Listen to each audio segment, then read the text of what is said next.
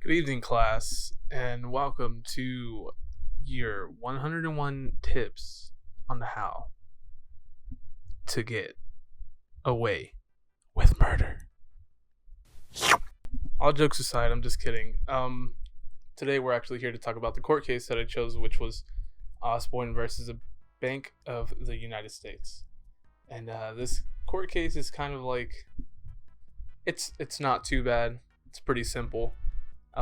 And it ties in with a bunch of stuff that we already learned in the class, like the panic of 1819 and all that stuff, and the taxing of the banks and everything. So we're just gonna go ahead and cover that, and it should be quick. Try to make it fun. So, in 1819, the United States economy was extremely horrible, and that was known as the Panic of 1819. This was a result of banks giving out too much credit to people. So, at this point, people were like, running around struggling to pay their debt and all this good stuff that nobody wants to struggle with in reality. So as the situation got worse, the U.S. banks decided to request their payment back for the loans that they gave the civilians of the United States. And the bank's actions resulted into the bank crisis of 1819 with the panic of 1819 and everything. So keep in mind that this all happened in one whole year of 1819. So, with these following events, money actually became scarce. And when money becomes scarce, there's productive inefficiency, there's less trade, the people couldn't pay their debts, and so on and so forth. Just because, the Panic of 1819 happened, the banks giving off too much credit to the people, national and local banks. And like I said in the beginning, and like I just said now, the people couldn't pay off their debts. So the banks were just asking to get their money back from the people, saying, hey, the money I gave you, it should be mine again. So just hand it over. So with everything happening right now in the year of 1819, the bank crisis, the panic, there was also another case going on called McCulloch versus Maryland. Now, I'm not going to say too much about it because I'm pretty sure some other student in the class is going to be covering this case, but I am going to say that the federal government did contend that the states could not tax the National Bank of the United States. So that being said, we'll basically give an idea of what's going to happen between this court case, Osborn versus the Bank of the United States.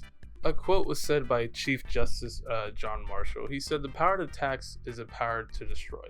Chief Justice Marshall was basically saying that if the states had the power to tax the federal government, they also had the power to destroy the federal government at the same time. Getting into the case, Ohio implemented its own tax against the Bank of the U.S. in 1819. There were two branches of the National Bank in Ohio. One was Cincinnati, and the other one was, I believe it was called Chillicothe.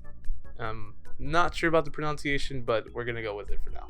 The tax law authorized the state of Ohio to seize $50,000 from each branch, which was Cincinnati and Chillicothe. If my math is correct, $50,000 from both branches that are seized should result into a total of $100,000.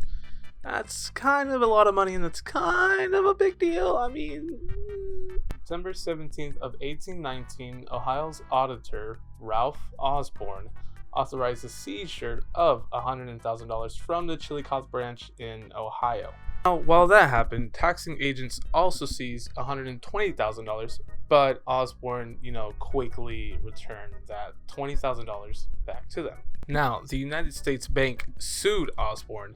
They sued one single man for the return of $100,000. I wouldn't want to be him. The federal government goes on to say that Osborn violated a court order.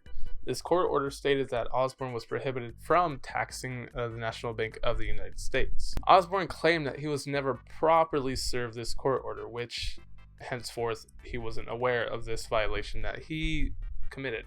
So, in result of Osborn's claim, the Federal Circuit Court order ruled in favor of the National Bank, and the federal marshals immediately went to go seize $98,000 from the Ohio Treasury. So, in result, the case of Osborn versus the Bank of the United States reached the Supreme Court in 1824, and it was ruled in favor of the national bank.